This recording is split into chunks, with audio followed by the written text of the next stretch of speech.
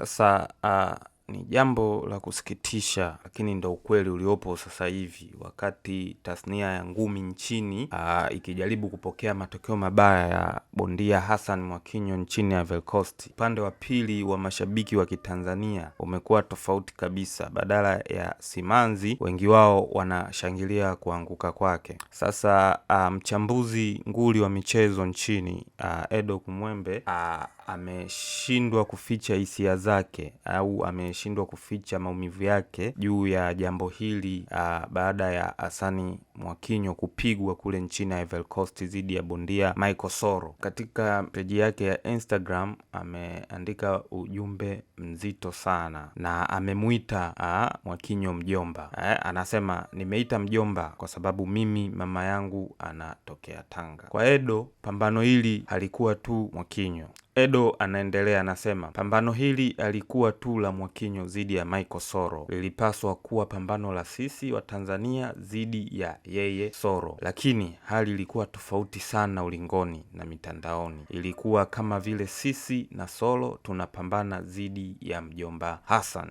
Edo anafungua mjadala mzito na kuuliza, tatizo ni nini? Je, tatizo ni bondia Hassan mwenyewe au ni tabia ya sisi wa Tanzania? Ni wazi sasa kuwa kuna mahali anko amekosea. Anaendelea Edo kusema kwamba ni wazi kuwa labda kuna mahali anko Hassan amekosea wakati akijenga maisha na taswira yake ya mchezo huu. Huenda kauli zake au namna anavyoishi na jamii imeweka ukuta kati yake na mashabiki wake wa nyumbani. Lakini Edo anasisitiza jambo moja na la ukweli, vyovyote ilivyo, Hassan Mwakinyo ndiyo bondia bora zaidi Tanzania kwa sasa.